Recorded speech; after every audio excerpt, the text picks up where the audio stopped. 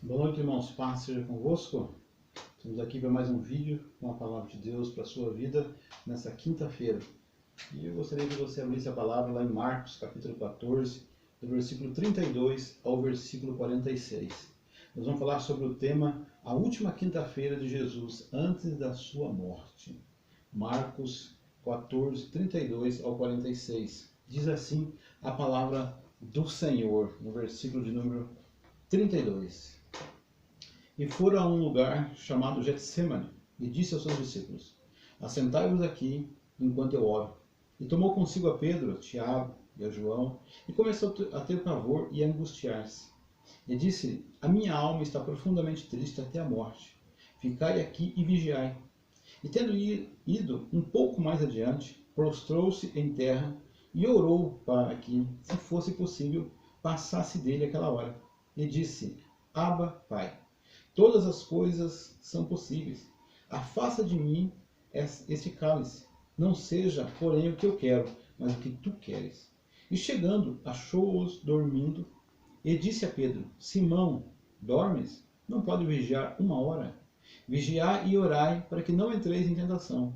O espírito, na verdade, está pronto, mas a carne é fraca. E foi outra vez e orou, dizendo as mesmas palavras. E voltando, achou outra vez dormindo, porque os seus olhos estavam carregados e não sabia o que responder. E voltou terceira vez e disse-lhe: Dormi agora e descansai. Basta, é chegada a hora. Eis que o Filho do Homem vai ser entregue nas mãos dos pecadores. Levantai-vos, vamos, eis que está perto o que me trai. E logo falando ele ainda, veio Judas, que era um dos 12, da parte dos principais sacerdotes e dos escribas e dos anciões, e com ele uma grande multidão, com espadas e porretes. Ora, o que traía tinha-lhe dado um sinal, dizendo: Aquele que eu beijar, este é, prendei-o e levai-o com segurança. E logo chegou, aproximando-se dele, disse-lhe: Rabi, Rabi, e beijou-o, e lançaram as mãos e o prenderam. Amém, Jesus. Estamos aqui diante de uma palavra, a última quinta-feira de Jesus, antes da sua morte. Era o ano 33 do nosso calendário. Nesse tempo, no final de 3 anos e meio de ministério de Jesus, o carpinteiro de Nazaré já tinha tocado muitas pessoas. Muitas pessoas já tinham conhecido os seus sermões, já tinham ouvido falar de quem ele era, do poder que Deus usava ele, como Deus operava através dele. Milhares de pessoas já tinham sido abençoadas pelo carpinteiro de Nazaré. Ricos, pobres, aleijados, surdos, mudos, cegos, leprosos, inclusive ressuscitando os mortos. Seus sermões e ensinamentos já tinham tocado muita gente. Muitas pessoas já tinham acesso a esses sermões. Agora ele participa com seus discípulos da última ceia. Ali ele se reunia com os 12 que ele tinha passado 3 anos e meio de treinamento, de ensinamento, de comunhão. Muda o ritual da ceia.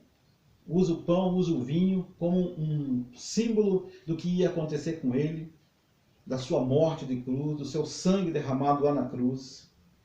Ali também anuncia uma promessa para os discípulos e também para nós, como salvos, que está lá em Marcos 14, 25, dizendo assim: Em verdade eu vos digo que não beberei mais do fruto da vide, até aquele dia em que o beber novo no reino de Deus. Dando aqui a promessa da salvação, que um dia estaremos com ele para todo sempre.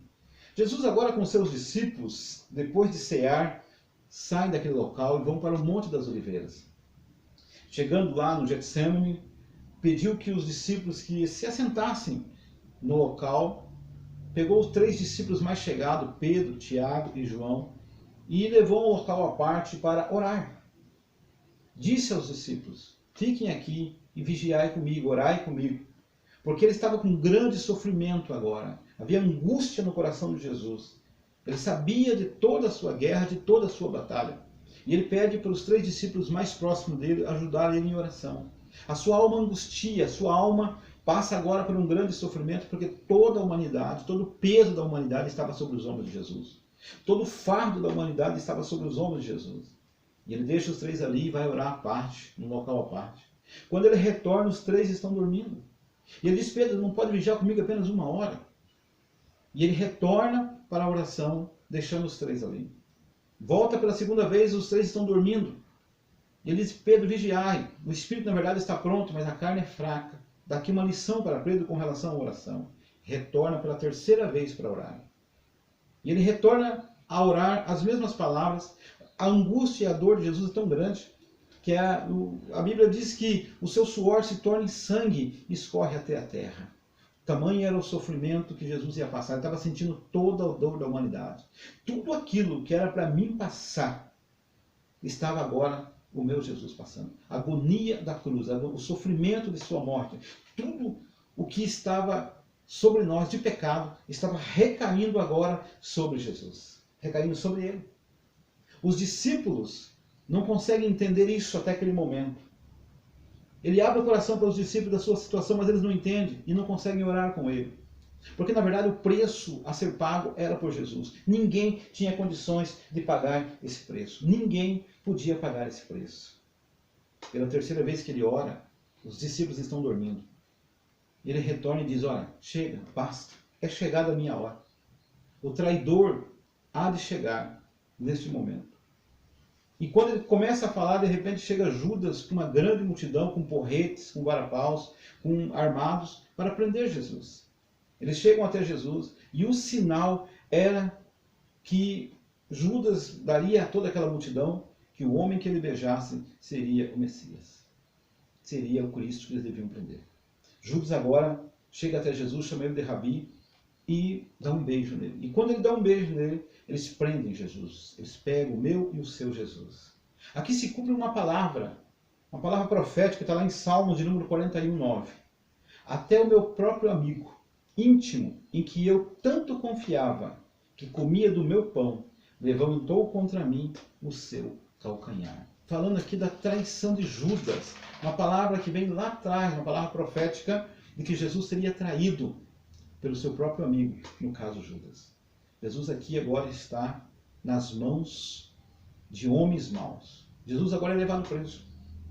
Jesus agora é levado para uma cadeia. Jesus agora é levado para o sofrimento. O meu Jesus, o seu Jesus, está na mão de algozes, está na mão de homens que o levam para um sacrifício. E esse sacrifício é no meu lugar. Esse sacrifício é no seu lugar. Jesus morre por nós. Ele entrega a sua vida para que nós tenhamos vida. Ou seja, ele morre a nossa morte para nós vivermos a sua vida. O que eles fizeram com Jesus era para mim e era para você. Aquilo que fizeram com Jesus Cristo era para nós termos passado.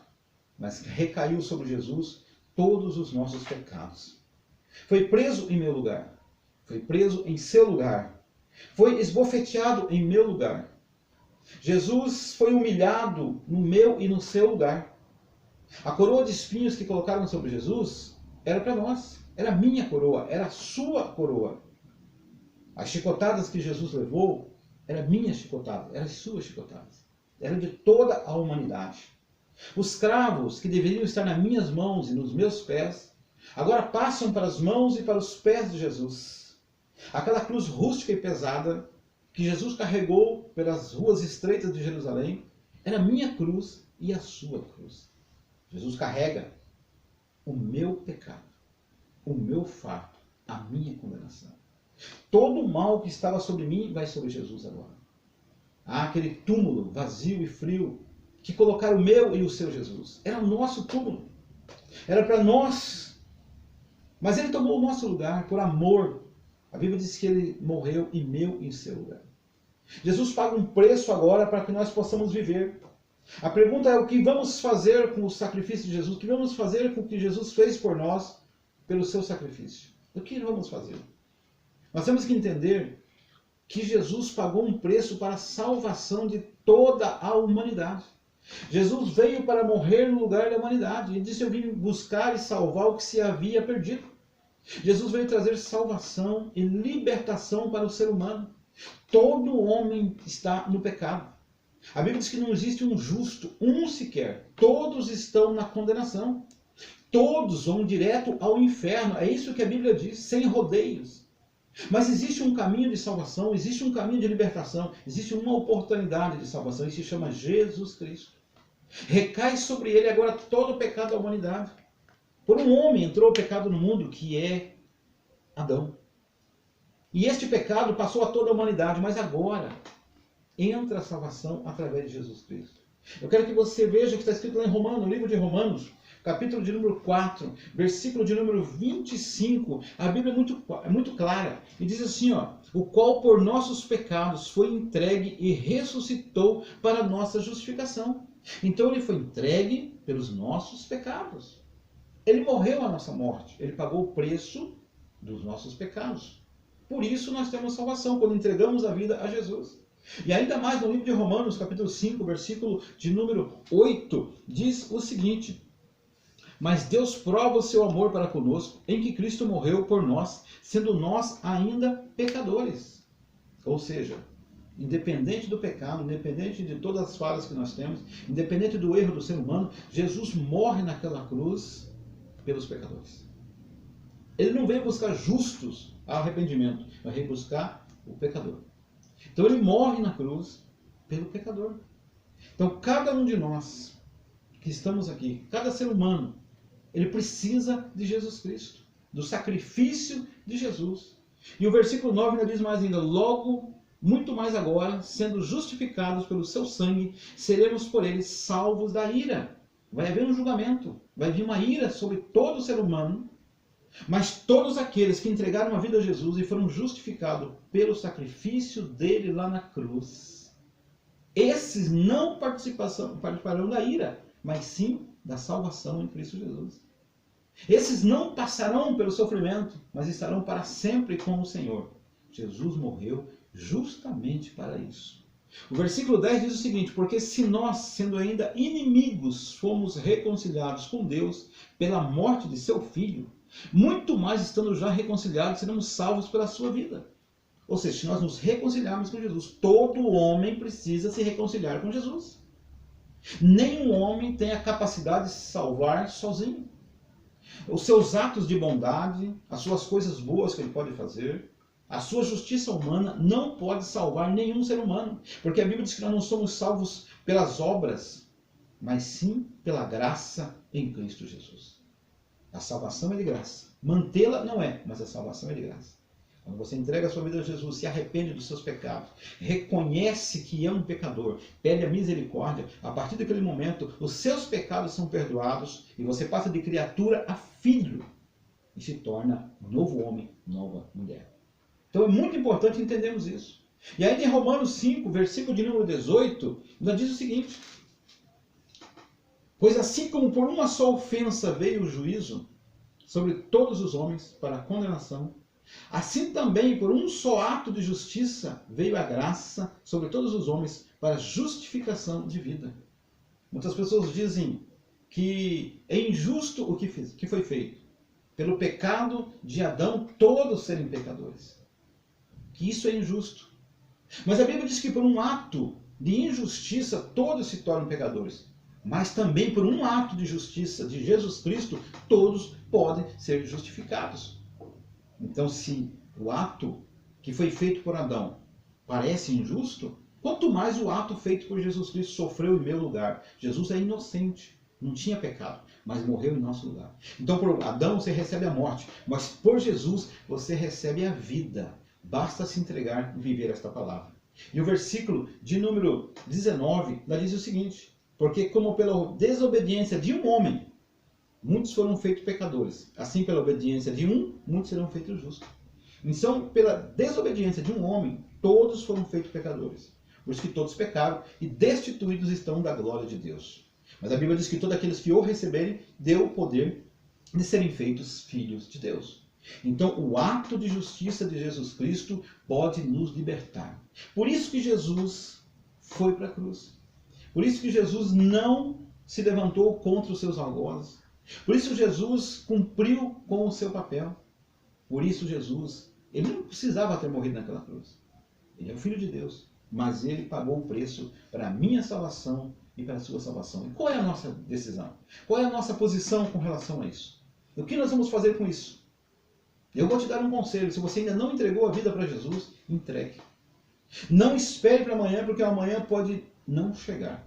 Ele é o único que pode salvar a sua alma. Jesus veio justamente para salvar a minha e a sua alma. Este é o papel principal de Jesus. Este é o papel que a Bíblia nos fala, do Gênesis ao Apocalipse. Está dizendo o seguinte: Jesus veio salvar e buscar o que se havia perdido.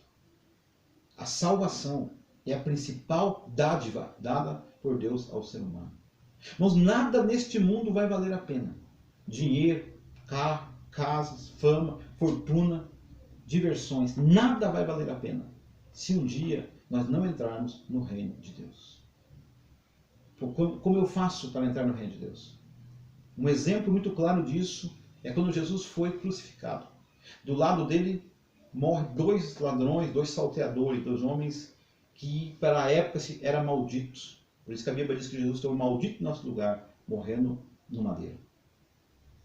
Um dos ladrões zomba de Jesus.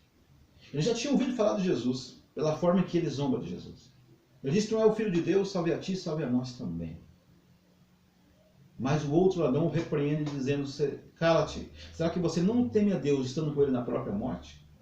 Nós porque merecemos pelos nossos feitos, mas este homem o que fez para morrer na cruz? E em seguida ele olha para Jesus e faz uma oração. Eu considero como uma oração, dizendo: Senhor, lembra de mim quando estiver no teu reino. Ali ele reconhece que Jesus Cristo é o Filho de Deus. Ele reconhece que Jesus é o Senhor sobre ele. Ele reconhece que é pecador. Ele reconhece que o sacrifício de Jesus podia livrá-lo de todo o pecado e dar a ele salvação. E pede misericórdia. Quando ele faz essa oração até Jesus, Jesus olha para ele, quem sabe nos últimos suspiros de Jesus, e diz: acalma, fique tranquilo. Hoje mesmo tu estarás comigo no paraíso. Então, qual é a nossa decisão? Aonde nós vamos passar a eternidade? Aonde a minha vida eterna vai passar a eternidade? Porque o nosso corpo não é eterno, mas dentro de você tem uma alma. E esta alma, ela é eterna. Crendo ou não crendo? Aceitando ou não aceitando? Eu quero te dizer, escolhe a vida eterna em Cristo Jesus. Como eu faço isso? Fazendo a oração que o ladrão fez na cruz. Reconhecendo que é pecador. Reconhecendo que Jesus é o Filho de Deus. Pedindo misericórdia. Ou recebendo como seu Salvador pessoal. E se você tem essa decisão, se você não fez isso ainda, ou você precisa se reconciliar com Deus, aí mesmo, onde você está agora, eu gostaria de orar com você, em nome de Jesus. Se você quer entregar a sua vida para Jesus neste momento, feche os seus olhos e vamos orar juntos, no nome de Jesus. Senhor meu Deus, em nome de Jesus, eu estou colocando cada pessoa que está nos ouvindo agora. Se tem alguém, meu Deus, reconhecendo a Ti como seu único e legítimo Salvador, está pedindo perdão dos seus pecados agora, pedindo que o Senhor entre no coração dele, meu Pai, te recebendo como único e legítimo Salvador. Pai, receba agora como teu filho. Escreve seu nome no livro da vida, Pai, para que naquele dia ele entre pelas portas. Abençoe cada pessoa que está nos ouvindo neste momento. Cada pessoa, meu Deus, que está junto conosco nesta mensagem, neste culto, para a adoração do teu nome. Pai, derrama do teu poder e da tua glória, em nome de Jesus Cristo. Amém e amém. Que Deus te abençoe, em nome de Jesus.